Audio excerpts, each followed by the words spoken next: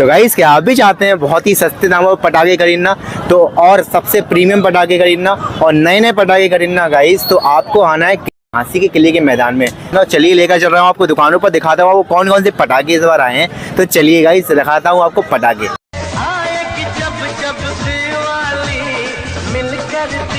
जलाएंगे चुनरी की कर देगी छैया।